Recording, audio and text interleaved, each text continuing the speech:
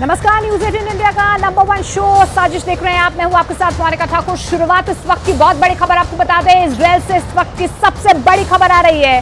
Gaza में हुई छापेमारी में इजरायली सेना ने 3 बंधकों को गोली मार दी है। दावा यह किया जा रहा है, इजरायली सेना ने यह कबूल किया है कि गलती से 3 बंधकों की फायरिंग में मौत हो गई है। इजरायली सेना ने बयान भी जारी किया है कि हम अपनी गलती स्वीकार करते हैं। 3 बंधकों की मौत के बाद इजरायल की राजधानी तेल अवीव में लोगों ने प्रदर्शन किया है। इन लोगों की मांग है कि हमास के कब्जे में बचे बंधकों को जल्द से जल्द छुड़ाने के लिए प्रधानमंत्री बेंजामिन नेतन्याहू को एक्शन लेना चाहिए। तो प्रधानमंत्री नेतन्याहू की मुश्किल ये हो गई है कि उन्हें बंधकों को भी छुड़ाना है और युद्ध विराम भी नहीं करना है। इस बीच इजरायल हमास युद्ध को लेकर आलोचना झेल रहा अमेरिका डैमेज कंट्रोल में उतर आया है।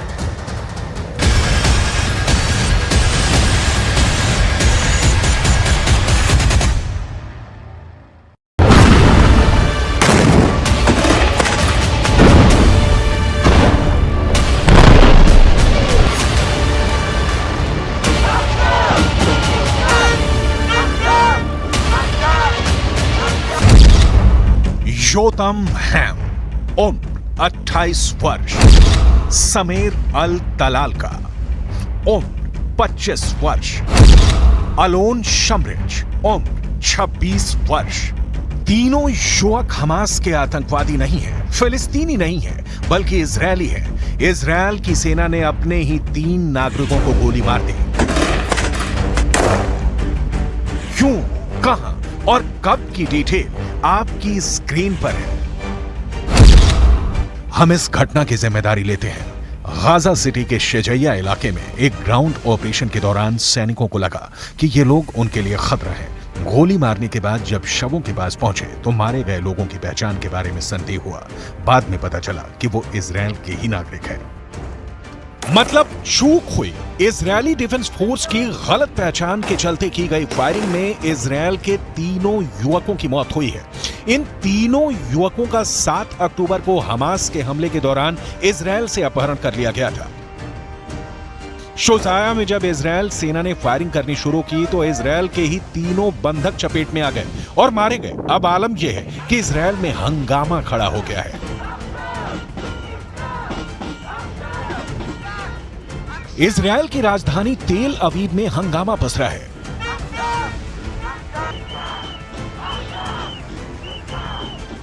नाराज लोगों ने तेल अवीव में इजरायली सेना के हेडक्वार्टर्स के बाहर प्रदर्शन किया है। लोग हाथों में बंधकों की तस्वीर लिए और दिल में दर्द लिए अपनों को जल्दी से जल्दी छुड़ाने के लिए प्रदर्शन कर रहे हैं। क्यों? क्योंकि इजरायली डिफेंस फोर्स यानी आईडीएफ से हो गई है बड़ी चूक। इजरायली डिफेंस फोर्स जमीन पर गाजा को जला रहा है। इंच दर इंच हमास के लड़ाकों की तलाश कर रहा है।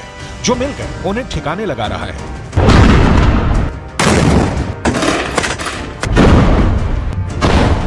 लेकिन इसी दौरान एक ऐसी घटना हुई है जिससे पूरा इजरायल बेंजामिन नेतन्याहू के खिलाफ देखने लगा है। इस घटना के बाद तेल अवीव से लेकर वॉशिंगटन तक हाय तौबा मची है, क्योंकि इजरायली डिफेंस फोर्स ने एक हमले में 3 बंधकों को मार डाला है। हमास की कैद में छटपटाते बंधकों को हमास की नहीं, इजरायली सेना की ही गोली लगी है। इस घटना के बाद इजरायल में मातम पसरा है। अमेरिका ने कहा है बहुत दुखद हुआ। Heartbreaking. It's tragic, this news coming out of Gaza today about these hostages being killed in the conduct of a raid. I want to be careful here not to speak to too many specifics because we don't have perfect visibility on exactly how this operation unfolded and how this tragic mistake was made. But obviously, this is not an outcome that anybody wanted to see. युद्ध में गलती होना सामान्य घटना है, लेकिन 3 बंधकों के मारे जाने से इजरायल की जनता गुस्से में दिख रही है। 7 अक्टूबर को हमास ने इजरायल के 240 लोगों को बंधक बना लिया था। युद्ध विराम के दौरान हमास ने 105 बंधकों को छोड़ा। इसके बाद कहा गया कि हमास के कब्जे में अभी भी 137 बंधक बचे हुए हैं, जिसे छुड़ाया जाना है। अब खबर आ रही है कि बंधकों में से 3 को इजरायली सेना ने ही गलती से मार डाला। बंधक संकट बेंजामिन नेतन्याहू के लिए सबसे बड़ी समस्या बन गया है। बेंजामिन नेतन्याहू देश विदेश से इस दबाव में है कि आम फिलिस्तीनियों की हत्या से इजरायल को बचना चाहिए, लेकिन समस्या यह है कि युद्ध और बंधकों की रिहाई एक साथ नहीं हो सकती। इसलिए हमास युद्ध विराम चाहता है और इजरायल इस युद्ध विराम के लिए राजी नहीं है। इस बीच बंधकों की जान हमास की बंदूक की गोली में अटकी है। बेंजामिन नेतन्याहू के लिए इतना ही नहीं, एक और ताजा मुश्किल आ खड़ी हुई है। अमेरिका के राष्ट्रपति बाइडेन ने इजरायल को जो मशवरा दिया है उसे आपको भी बहुत ध्यान से सुनना और समझना चाहिए। गाजा में जारी अंधाधुंध बमबारी के कारण इजरायल दुनिया का समर्थन खो रहा है।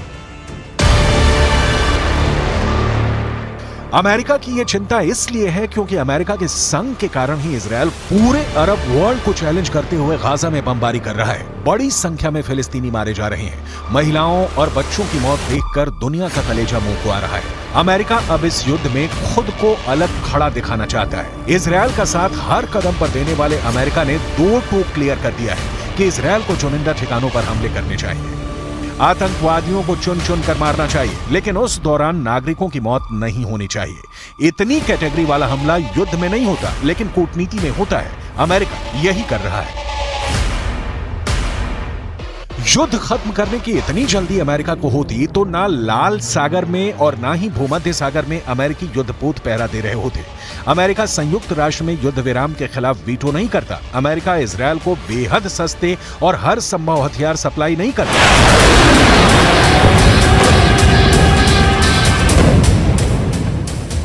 लिहाजा आम फिलिस्तीनियों की मौत पर बाइडेन के आंसू घड़ियाली हैं, जिनका जमीनी युद्ध से कोई सरोकार नहीं। अमेरिका कल भी इजरायल के साथ था, आज भी है और कल भी रहेगा, इसकी गारंटी है। क्यों? अमेरिका की क्या मजबूरी है? इसे विस्तार से आगे बताएंगे। अभी इजरायल के नागरिकों के एक और प्रदर्शन की तस्वीरें देखिए। इन लोगों की मांग है कि युद्ध विराम तत्काल लागू हो।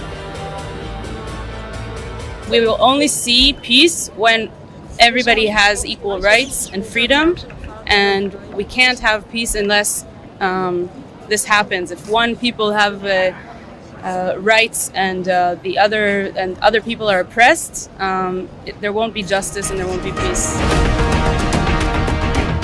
युद्ध शुरू होने के बाद से ही अब तक इजरायल के हमले में गाजा में कम से कम 18,700 फिलिस्तीनियों की मौत हुई है, जिसमें महिलाएं और बच्चे भी शामिल हैं। घायलों की संख्या 51,000 के करीब है। सिर्फ 24 घंटे में इजरायल ने हमास के 10 और लड़ाकों को मारने का दावा किया है।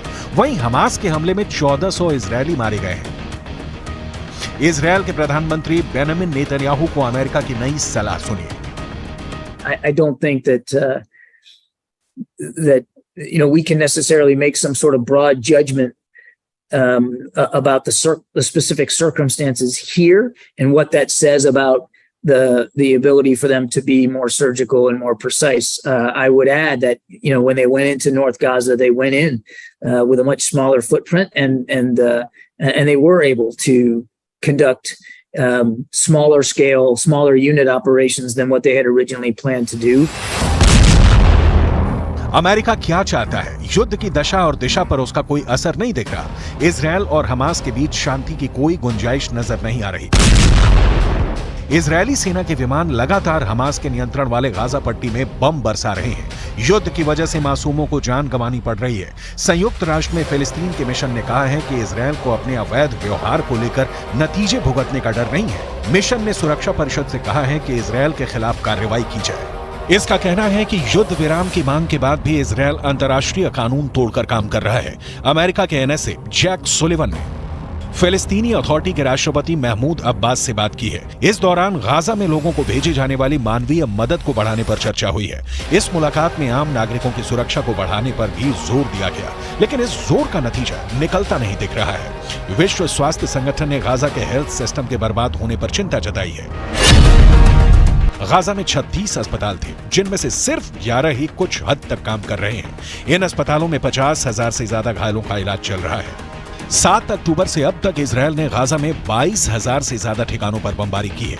इसकी वजह से 19 लाख फिलिस्तीनी बेघर हो गए हैं, जो गाजा की आबादी का 85% हिस्सा है।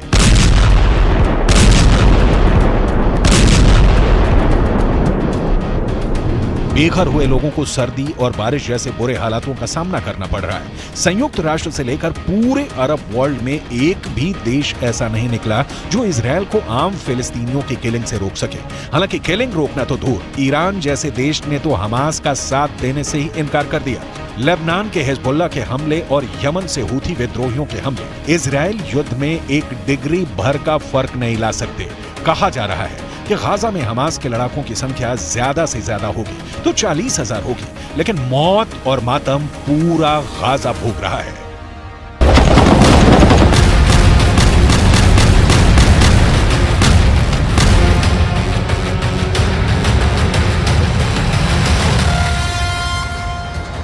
इस बीच ईरान से एक ब्रेकिंग न्यूज आई है। ये ऐसी खबर है जिसने इजरायल में तहलका मचा दिया है। ईरान ने अपने यहाँ इजरायल की खुफिया एजेंसी मोसाद के एक एजेंट को फांसी दे दी है। ईरान ने आरोप लगाया है कि मोसाद का वो एजेंट उसकी जासूसी करके इजरायल को सारी खुफिया जानकारी पहुंचा रहा था। ईरान के एक्शन से इजरायल से उसकी दुश्मनी और गहरी होना तय है।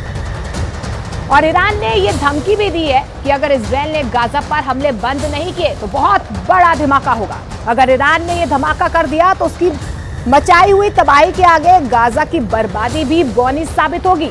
मरने वालों की तादाद हजारों में नहीं लाखों में पहुंच सकती है। लेकिन सवाल यह है कि क्या ईरान ने परमाणु बम बना लिया है?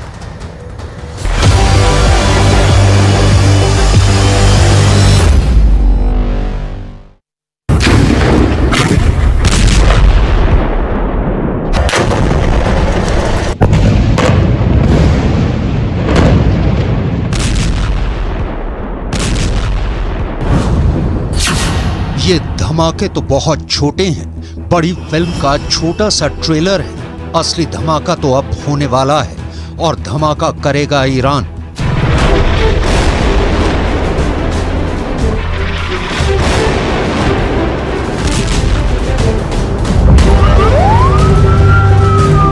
ईरान ने अगर बम फोड़ा तो वो दुनिया का आखिरी बम धमाका भी साबित हो सकता है, क्योंकि वो ऐसा ब्लास्ट होगा जो पूरी दुनिया की चीथड़े उड़ा देगा। ऐसा ब्लास्ट जिससे बचना नामुमकिन होगा। डर है कि ईरान सीधा परमाणु बम फोड़ेगा और वो परमाणु बम का टाइमर सेट कर चुका है।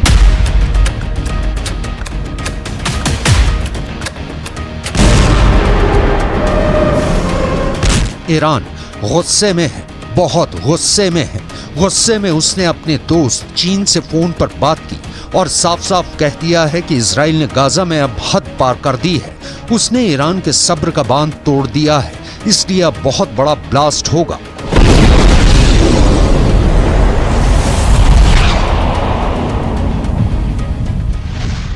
در حمایت از غزه اقداماتی انجام داده میشه و اگر این وضعیت ادامه پیدا بکنه هر آن امکان یک انفجار غیر قابل پیش بینی و غیر قابل کنترل در منطقه وجود داره. این چیزی است که آمریکایی‌ها تا امروز درک نکردن و چنانچه درک نکنن پیامدهای اون دامن آمریکا رو هم قطعاً خواهد. ईरान के विदेश मंत्री ने अपने बयान में धमाका शब्द का इस्तेमाल किया और पूरी दुनिया में तहलका मच गया। अमेरिका से लेकर ब्रिटेन और फ्रांस जैसे तमाम पश्चिमी देश खौफ से भर गए हैं। सब सोच में पड़े हैं कि ईरान किस धमाके की बात कर रहा है, आखिर उसके दिमाग में क्या साजिश चल रही है। डर जताया जा रहा है कि कहीं ईरान ने परमाणु बम तो नहीं बना लिया। ईरान करीब 2 दशक से चोरी छिपे परमाणु बम बना रहा है, मगर ये बात वो मानता नहीं। वो कहता है कि उसके न्यूक्लियर प्रोग्राम का हथियारों से कोई लेना देना नहीं, उसका परमाणु कार्यक्रम एकदम शांतिपूर्ण है। मगर करीब 6 साल पहले इजराइल ने बाकायदा सबूतों के आधार पर ईरान के परमाणु कार्यक्रम का भंडा फोड़ दिया था।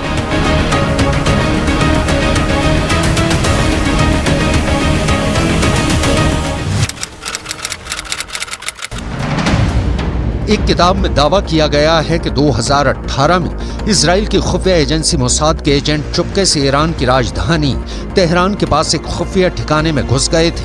वहां उन्होंने हजारों की तादाद में ऐसे टॉप सीक्रेट फाइलें चुरा ली थी जिनमें ईरान के परमाणु बम बनाने के कार्यक्रम का पूरा कच्चा चिट्ठा था।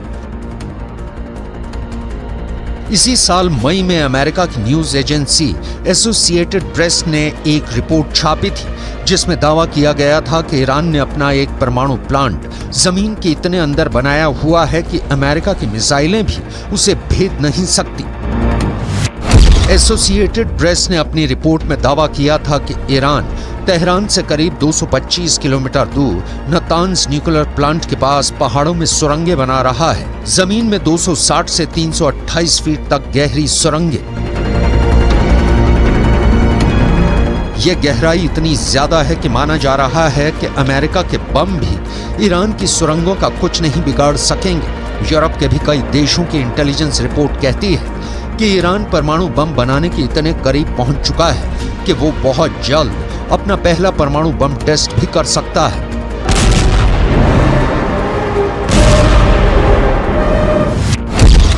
ईरान के परमाणु प्रोग्राम की जांच कर रही है संयुक्त राष्ट्र की न्यूक्लियर एजेंसी IAEA यानी इंटरनेशनल एटॉमिक एनर्जी एजेंसी का तो दावा है कि ईरान परमाणु बम बनाने के लिए इतना यूरेनियम जुटा चुका है कि महज 12 दिन में परमाणु बम बना डालेगा।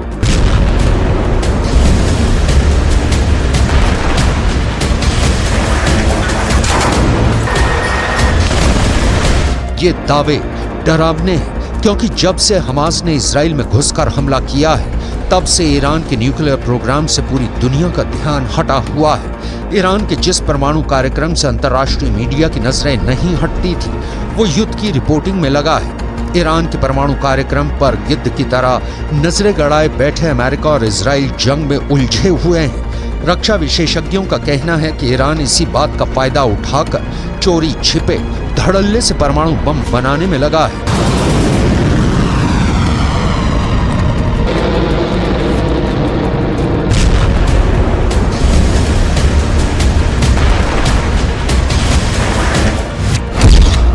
सवाल ये है कि क्या 7 अक्टूबर को हमास से इजराइल पर हमला करवाना ईरान की सोची समझी साजिश का हिस्सा था ताकि वो पश्चिमी देशों का ध्यान हमास में भटकाकर आराम से अपना परमाणु बम बना सके। क्या बीते 2 महीने से ईरान परमाणु युद्ध की प्लानिंग कर रहा है? ईरान ने यूं ही तो धमाके की धमकी नहीं दी होगी, जरूर उसके हथियारों के जखीरे में ब्रह्मास्त्र आ गया है। ईरान की धमकी का मतलब है पत्थर की लकीर। अब वो दोबारा नहीं चेताएगा बल्कि सीधा अटैक करेगा।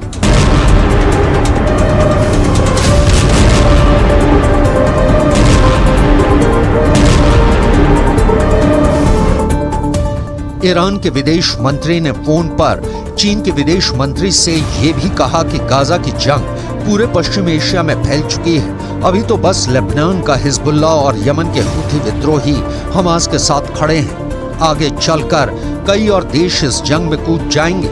ऐसे में अगर इजराइल ने अब भी हथियार नहीं डाले तो फिर जंगों का ऐसा विस्फोट होगा जिसमें पूरा का पूरा पश्चिम एशिया तबाह हो जाएगा। फोन पर चीन के विदेश मंत्री ने ईरान के विदेश मंत्री को समझाया कि गाजा की जंग का सिर्फ एक ही समाधान है और वो ये है कि इजराइल के साथ फिलिस्तीन के लोगों को भी उनका देश दिलाया जाए। मगर ईरान इजराइल को खत्म करने की कसम खाए बैठा है।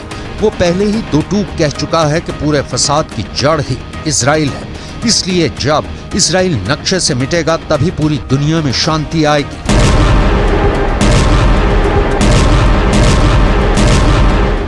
ईरान आर या पार के मूड में नजर आ रहा है। अब तक उसने इजराइल के खात्मे की बस दुआ की है, इजराइल को धमकियां दी हैं और हमास और हिजबुल्लाह से उस पर हमले करवाए हैं, मगर कभी इजराइल से जंग के मैदान में सीधे सीधे 2-2 हाथ नहीं की। ऐसे में अब अगर ईरान युद्ध लड़ने उतरता है तो ये उसकी इजराइल से पहली और आखिरी जंग भी साबित हो सकती है। ये ऐसा युद्ध हो सकता है जो ईरान या फिर इजराइल को मिट्टी में मिलाने के बाद ही खत्म होगा, क्योंकि ईरान के जंग में उतरने का मतलब होगा तीसरा विश्व युद्ध, जिसमें एक खेमा होगा अमेरिका और इजराइल का और उनके खिलाफ खड़ी होगी उनके दुश्मनों की बहुत बड़ी टीम। ऐसी टीम जिसमें ईरान तो होगा ही, उसके साथ होगा चीन और उन दोनों का दोस्त रूस भी। अगर ये युद्ध हुआ तो शायद दुनिया ही टुकड़े टुकड़े हो जाए, क्योंकि इन सभी देशों के पास दुनिया को खत्म कर देने वाले खतरनाक परमाणु बम हैं। अमेरिका के पास 5224 परमाणु बम है और उसके साथ ही इजराइल के पास 90 और इनके साथ खड़े रूस और चीन के पास परमाणु हथियारों का जखीरा है। रूस के पास दुनिया में सबसे ज्यादा परमाणु बम है। उसके परमाणु बमों की संख्या 5889 है। यह आंकड़ा अमेरिका के परमाणु हथियारों से भी ज्यादा है। वहीं चीन के पास 410 परमाणु बम है। ऐसे में अगर अपनी ताकत की नुमाइश की कोशिश और दिमाग की गर्मी में परमाणु बम चलाने का फरमान पास हो गया तो तबाही मच जाएगी।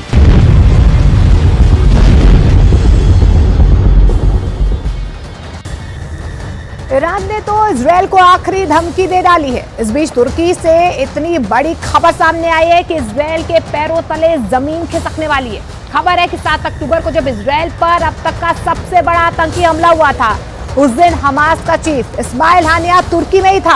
अमेरिका के मीडिया को दिए इंटरव्यू में तुर्की के राष्ट्रपति के चीफ सिक्योरिटी एडवाइजर ने जो बयान दिया है उससे इस खबर की पुष्टि होती नजर आ रही है, क्योंकि उन्होंने 7 अक्टूबर को हानिया के तुर्की में होने की बात से इनकार नहीं किया है। अगर ये खबर पक्की है तो न सिर्फ इजरायल बल्कि अमेरिका और पूरे के पूरे नेटो के लिए बहुत बड़ा झटका है। लेकिन सवाल ये है कि क्या इजरायल पर हमास के अटैक का मास्टरमाइंड तुर्की था?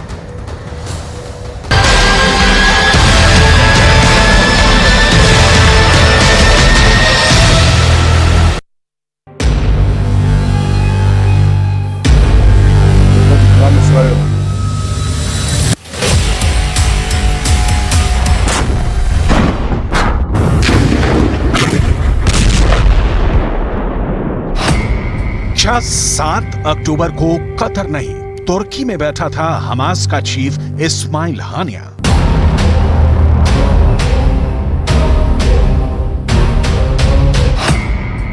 क्या 7 अक्टूबर को तुर्की में बैठकर इजरायल में खून खराबे का जश्न मना रहा था हानिया?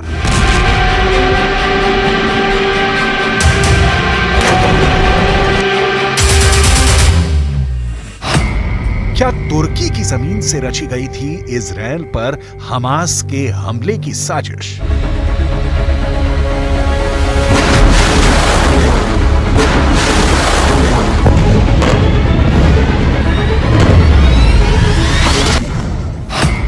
क्या तुर्की के राष्ट्रपति एर्दोगान ने सुनाया था हमास को इजरायल में कत्लेआम मचाने का फरमान?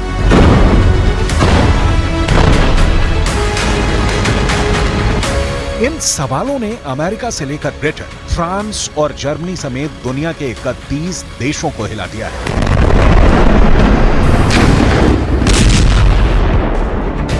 पूरे के पूरे नाटो में हड़कंप मच गया है। तुर्की ने एक बार फिर नाटो देशों का ब्लड प्रेशर बढ़ा दिया है। नाटो को तुर्की वो विभीषण बनता दिखाई दे रहा है जो उनके 74 साल पुराने सैन्य गठबंधन की कब्र खोद सकता है।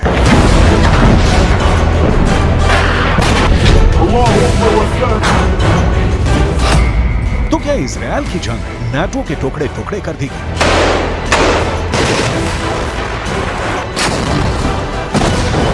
जिस नाटो की बुनियाद करीब 2 साल से जारी यूक्रेन के युद्ध में नहीं हिली, उसके वजूद पर महज 2 महीने पहले शुरू हुई गाजा की लड़ाई ने तलवार लटका दी है और नाटो का सबसे बड़ा दुश्मन बनकर खड़ा हो गया है खुद नाटो का सदस्य तुर्की।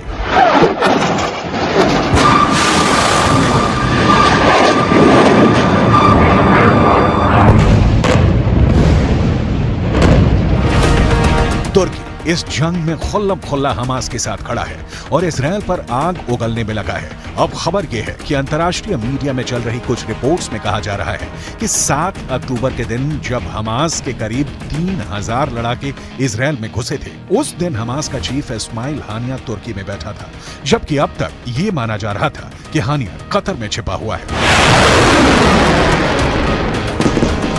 इजरायल पर हमले के दिन हानिया के तुर्की में होने की खबर को तब और हवा मिल गई जब अमेरिकी न्यूज चैनल CNN को दिए एक इंटरव्यू में तुर्की के राष्ट्रपति के चीफ सिक्योरिटी एडवाइजर ने इस बात से सीधे सीधे इनकार नहीं किया।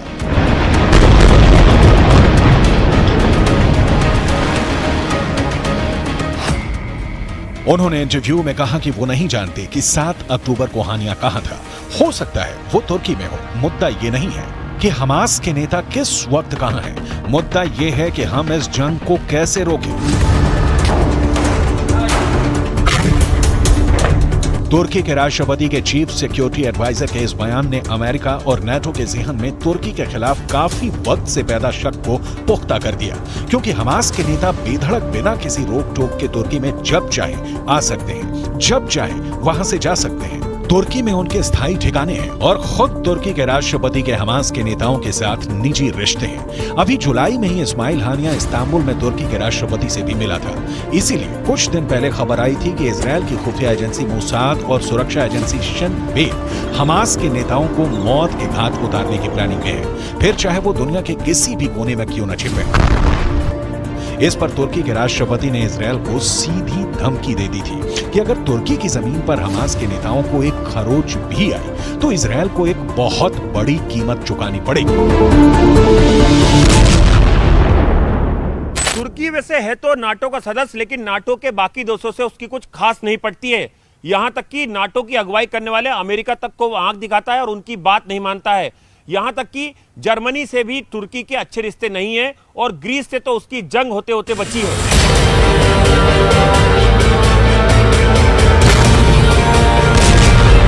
नाटो देश जो रास्ता पकड़ते हैं तुर्की उससे बिल्कुल उल्टी चाल चलता है। यूक्रेन के युद्ध में भी तुर्की ने यही किया। नाटो देशों ने रूस पर प्रतिबंध लगाए, मगर तुर्की ने रूस पर प्रतिबंध लगाना तो दूर, तुर्की के राष्ट्रपति ने पुतिन से रिश्ते भी नहीं तोड़े और रूस से गैस खरीदनी भी जारी रखी। अब गाजा की जंग में भी तुर्की का स्टैंड नाटो के स्टैंड से बिल्कुल अलग है।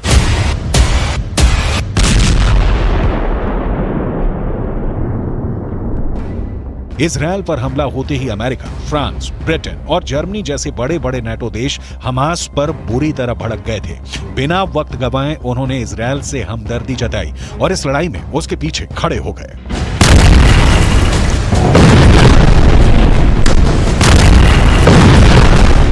हमले के चंद दिन के अंदर अमेरिका के बाइडेन, फ्रांस के इमैनुअल मैक्रोन, ब्रिटेन के ऋषि सुनक और जर्मनी के ओलाफ शॉल्ज इजरायल का साथ देने, उसका हौसला बढ़ाने के लिए सीधा इजरायल पहुंचे और हमास को मिट्टी में मिलाने की कसम खा ली। मगर तुर्की के राष्ट्रपति रेजेप ताइप एर्दोआन ने तो इजरायल को ही आतंकी देश बता दिया है। वो इजरायल पर तमतमाए हुए हैं। इजरायल के प्रधानमंत्री बेंजामिन नेतन्याहू को गाजा का कसाई बुला रहे हैं। एर्दोआन तो यहां तक कह चुके हैं कि नेतन्याहू ने गाजा में जिस बेरहमी से मासूम लोगों को मौत के घाट उतारा है, उसके लिए इंटरनेशनल क्रिमिनल कोर्ट में उन पर युद्ध अपराध का मुकदमा चलेगा।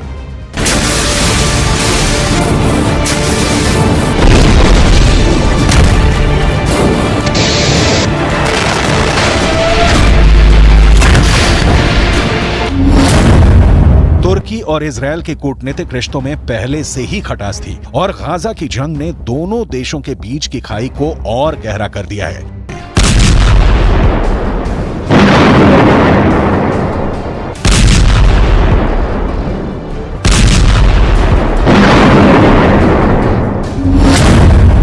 अमेरिका ने हमास को आतंकी संगठन घोषित किया हुआ है, मगर हमास तुर्की का दोस्त है। दोनों के रिश्ते बरसों पुराने हैं। तुर्की में मुस्लिम आबादी बहुसंख्यक है और फिलिस्तीन भी अरब मुस्लिम है और खुद तुर्की के राष्ट्रपति एर्दोआन तो फिलिस्तीन के कट्टर समर्थक रहे हैं। उन्होंने हमेशा फिलिस्तीन की अलग देश की मांग का समर्थन किया है।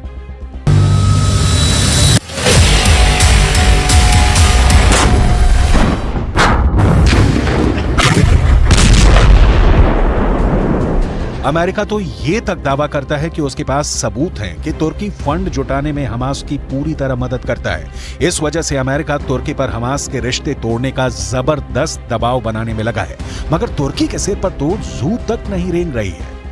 उल्टा तुर्की हमास के लड़ाकों को फिलिस्तीन की आजादी के लिए लड़ रहे स्वतंत्रता सेनानियों का तमगा दिए बैठा है।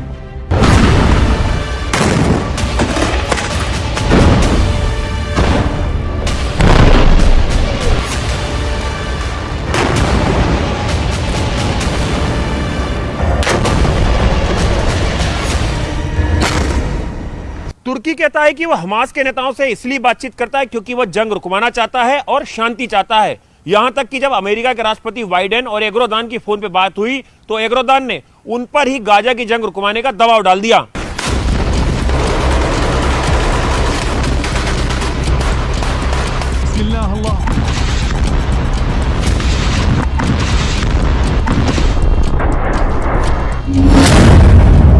तुर्की के इन्हीं तेवरों ने अमेरिका और नाटो के सिर में दर्द किया हुआ है।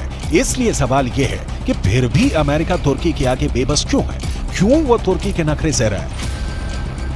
तो ये बात है कि अमेरिका और नाटो का तुर्की के बिना गुजारा नहीं और तुर्की उनकी इस मजबूरी का फायदा उठाने में लगा है। दुनिया के नक्शे पर तुर्की की लोकेशन उसकी बहुत बड़ी ताकत है। तुर्की नाटो देशों के दक्षिण पूर्वी बॉर्डर पर है, यानी यूरोप के आगे पश्चिम एशिया और भूमध्य सागर तक नाटो और अमेरिका की पहुंच बनाने के लिए तुर्की अहम जरिया है। तुर्की नाटो के लिए काला सागर में घुसने का भी रास्ता है और रूस को घेरने के लिए काला सागर बेहद जरूरी है। और फिर तुर्की नाटो का वो सदस्य है जिसके पास अमेरिका के बाद इस मिलिट्री अलायंस में दूसरी सबसे बड़ी सेना है।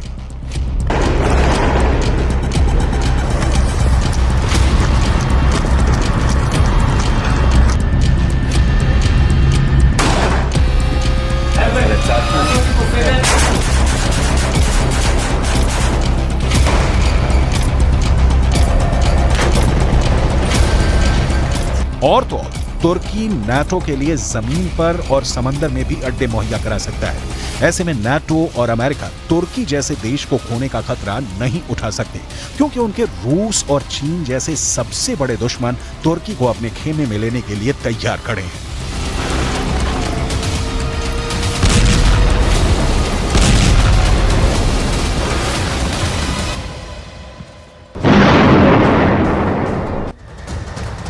तेरह दिसंबर को संसद की सुरक्षा में चूक का मामला अब एक राजनीतिक मामला बनता जा रहा है। राहुल गांधी ने इस मुद्दे पर एक ऐसा बयान दे दिया है जिसके बाद बीजेपी ने उनको टारगेट पर ले लिया है। राहुल गांधी ने संसद की सुरक्षा में हुई चूक के पीछे बेरोजगारी को वजह बताया है। बीजेपी ने राहुल गांधी के बयान की निंदा की है। बीजेपी ने राहुल गांधी के बयान को शर्मनाक करार दिया है। राहुल संसद की सुरक्षा पर सियासत कर रहे हैं और लोगों को भड़काने की कोशिश कर रहे हैं। वहीं इस केस की जांच को लेकर कई टीमें अलग अलग सूबों में गई हैं। साथ में आरोपियों को भी ले जाया जा रहा है। हालांकि संसद में सुरक्षा का मुद्दा ऐसा है जिसका फायदा कांग्रेस बेरोजगारी का मुद्दा उठाकर लेना चाहती है और यही आरोप राहुल गांधी पर लगाया जा रहा है।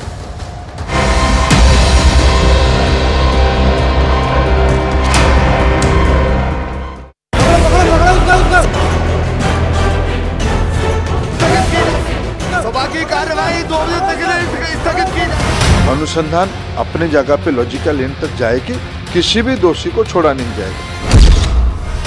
जले हुए मोबाइलों में है संसद कांड का पूरा राज। आखिर ललित झा के पीछे असली चेहरा कौन है? क्या इस असल चेहरे का राज भी जले हुए मोबाइल में ही है? आखिर नीलम, अमोल, मनोरंजन और सागर को संसद के अंदर जाकर हंगामा खड़ा करने और संसद का सुरक्षा चक्र तोड़ने के लिए किसने प्रेरित किया? क्या इसकी भी पूरी जानकारी जले हुए मोबाइलों में ही है? अगर कई महीनों से संसद के अंदर उपद्रव करने की यह साजिश रची जा रही थी, तो इसका मतलब साफ है कि इन सभी मोहरों के पीछे कोई ना कोई बड़ा चेहरा जरूर है, क्योंकि संसद के अंदर घुसकर स्मोक स्प्रे का इस्तेमाल कर पूरे देश को हैरान करने की इतनी बड़ी साजिश किसी संगठन के आम कार्यकर्ता के बस की बात नहीं है। एक तरफ जहां दिल्ली पुलिस गिरफ्तार आरोपियों से सच उगलवाने में लगी है, तो वहीं इस मामले के मास्टरमाइंड ललित की पूरी कुंडली भी खंगाली जा रही है। यही नहीं, इस मामले पर अब जमकर राजनीति भी शुरू हो गई है। राहुल गांधी और बीजेपी के बीच अब ये मुद्दा सिर्फ संसद की सुरक्षा में चूक या शांति व्यवस्था को भंग करने या अशांति पैदा करने का ही नहीं है। ये सिर्फ संसद में उपद्रव का मुद्दा नहीं है। अब राहुल गांधी इसे एक राजनीतिक मुद्दा बनाने की कोशिश कर रहे हैं। और अब ये सवाल उठना भी लाजमी है कि क्या इस राजनीतिक मुद्दे को कांग्रेस पार्टी भविष्य में इस्तेमाल करना चाहती है? आखिर क्या है राहुल गांधी का वो बयान जिस पर बीजेपी का विरोध शुरू हो गया है? बीजेपी की तरफ से राहुल गांधी पर क्या पलटवार किया गया है? ये सारे बयान आपको सिलसिलेवार आगे दिखाने वाले हैं, लेकिन सबसे पहले बात करेंगे महेश की, क्योंकि पूरे मामले में सबसे ताजा गिरफ्तारी महेश की ही है। कौन है ये महेश और क्यों इसकी गिरफ्तारी को बहुत ज्यादा अहम माना जा रहा है, इस पर पहले बात करेंगे। महेश की लोकेशन राजस्थान के नागौर में पाई गई थी और इस संसद कांड में महेश का रोल संसद कांड को अंजाम देने वाले सभी उपद्रवियों के लिए रहने का इंतजाम करना था। इतना ही नहीं, महेश वही शख्स है जिसने इस पूरे मामले के मास्टरमाइंड कहे जा रहे ललित झा के साथ मिलकर संसद कांड आरोपियों के मोबाइल भी नष्ट कर दिए हैं। मामले को आगे विस्तार से समझने के लिए एक बार फिर पूरी घटना को समझना पड़ेगा। दरअसल 13 दिसंबर को सागर और मनोरंजन नाम के 2 आरोपी संसद के अंदर घुस गए थे और संसद में दर्शक दीर्घा से लोकसभा सांसदों के फ्लोर की तरफ कूदकर सीटों पर चढ़ गए थे। उसी वक्त संसद के बाहर भी स्मोक स्प्रे छोड़ा जा रहा था। यानी उस वक्त 13 दिसंबर को 2 लोग संसद के अंदर उपद्रव मचा रहे थे, सागर और मनोरंजन, और 3 लोग संसद के बाहर मौजूद थे, नीलम, अमोल शिंदे और ललित झा। अब बड़ी बात यह है कि बेहद शातिर ललित झा मौके से फरार हो गया था और वो सागर, मनोरंजन, नीलम और अमोल शिंदे के मोबाइल लेकर फरार हुआ था। पूछताछ से पता चला है कि ललित झा ने इन चारों ही मोबाइलों को राजस्थान ले जाकर जला दिया है।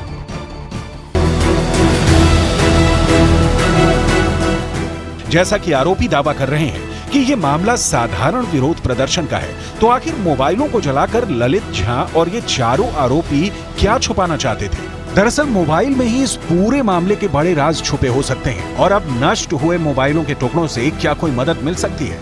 ये भी बड़ा सवाल है। सवाल ये उठता है कि क्या मोबाइल में कुछ संवेदनशील दस्तावेज थे जिसकी वजह से मोबाइल को जलाया गया?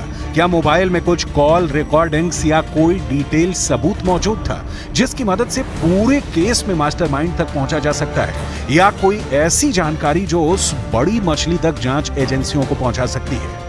इतना ही नहीं, महेश वही शख्स है जिसने इस पूरे मामले के मास्टरमाइंड कहे जा रहे ललित झा के साथ मिलकर संसद कांड आरोपियों के मोबाइल भी नष्ट कर दिए हैं। इस फैन पेज का एडमिन कौन था? इसकी तलाश पुलिस कर रही है, लेकिन क्या इसी फैन पेज के माध्यम से लोगों को जोड़कर उपद्रव की साजिश रची गई? ये बड़ा सवाल है। इतना ही नहीं, दिल्ली पुलिस को कुछ सोशल मीडिया ऐप में ऐसे चैट भी मिले हैं जिसमें कि क्रांति करने के दावे किए जा रहे हैं। क्या इस तरह की कथित क्रांति से देश में हिंसा या उपद्रव पैदा करने की कोई साजिश थी? ये जांच का विषय है। संसद के अंदर उपद्रव करने की पूरी साजिश बहुत गंभीर है, लेकिन राहुल गांधी ने इस पर भी अपना एक अलग राजनीतिक नजरिया बना रखा है। राहुल गांधी को लगता है कि देश में बेरोजगारी बहुत बढ़ गई है और इसीलिए संसद की सुरक्षा में चूक हो गई। क्या राहुल गांधी ने सुरक्षा से जुड़े गंभीर मामले को अपने इस बयान से हल्का कर दिया है? ये बड़ा सवाल है। पहले राहुल गांधी का बयान सुनिए, फिर दिखाते हैं कि बीजेपी ने इस पर क्या पलटवार किया है। सुरक्षा ब्रीच हुई है, वो है, बट क्यों हुई? जो देश में सबसे बड़ा मुद्दा है, बेरोजगारी का मुद्दा, जो पूरे देश में उबल रहा है, मोदी जी की पॉलिसीज के कारण हिंदुस्तान के युवाओं को रोजगार नहीं मिल रहा है, तो ब्रीच जरूर हुई है, बट इसके पीछे कारण बेरोजगारी है और महंगाई है। वो एक ऐसे युवा नेता है जो कई चीजें कह जाते हैं, समझे ना। वो पार्लियामेंट में उनकी पार्टी के साथ जुड़े हुए कुछ लोग, उनकी विचारधारा के साथ जुड़े हुए कुछ लोगों ने वो छलांग मारी है और वो कहते हैं इसका कारण अनएम्प्लॉयमेंट है। अब ऐसे किसका कारण क्या होता है, इसमें मैं क्या करूं? अब वो टिप्पणी देते हैं, लोग हंसते हैं, अब क्या करेंगे। राहुल गांधी के बयान के बाद बीजेपी की तरफ से इस पर एक प्रेस कॉन्फ्रेंस की गई जिसमें राहुल गांधी से कई कठिन सवाल पूछे गए हैं। तो मैं राहुल गांधी से पूछना चाहता हूं, 11 अप्रैल 1974 आप ही की परिवार की सरकार थी, 2 पिस्तौल लेकर, एक बम जैसी सामग्री लेकर कुछ लोग अंदर चले गए थे पार्लियामेंट की ही इसी पब्लिक गैलरी में। क्या आप मानते हैं, आप स्वीकारते हैं कि ये उस समय की सरकार की बेरोजगारी और महंगाई की वजह से वो चले गए थे? 26 जुलाई 1974 मतलब कुछ ही महीने बाद एक व्यक्ति खंजर के साथ घुस जाता है पब्लिक गैलरी में। क्या राहुल गांधी स्वीकार रहे हैं कि उस समय की सरकार की जो बेरोजगारी और महंगाई की दर थी वो चरम पर थी, तो इसीलिए खंजर लेकर कोई घुस गया था? अगर इस पूरे मामले पर गौर करें तो एक बात बिल्कुल साफ नजर आती है कि ये आरोपी कहीं ना कहीं एक खास विचारधारा से जुड़े हुए नजर आते हैं। ये एक ऐसी विचारधारा है जो देश के अंदर बीजेपी का कट्टर विरोध करती है। संसद के बाहर स्मोक स्प्रे के जरिए विरोध करने वाली नीलम नाम की महिला से जुड़े ऐसे कई खुलासे हुए हैं जो ये साबित करते हैं कि ये लोग खास संगठनों के सक्रिय कार्यकर्ता नजर आते हैं।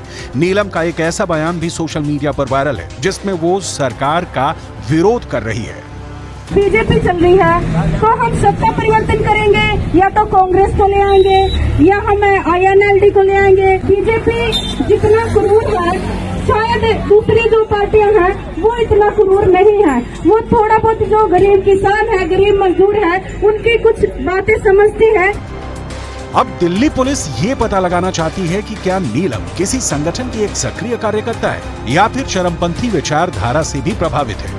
नीलम के और कई वीडियो वायरल हैं जिसमें कि वो किसानों के विरोध प्रदर्शन में भी नजर आ रही है। पूरे मामले में सवाल यह खड़ा होता है कि आखिर 13 दिसंबर को ही संसद में उपद्रव करने के लिए दिन क्यों चुना गया। 13 दिसंबर वो तारीख है जब पाकिस्तान के एक आतंकवादी संगठन ने भारत की संसद पर हमला करवाया था। तो क्या 13 दिसंबर को उपद्रव करने के पीछे मकसद ये था कि तमाम आरोपी 13 दिसंबर की घटना से काफी प्रभावित थे।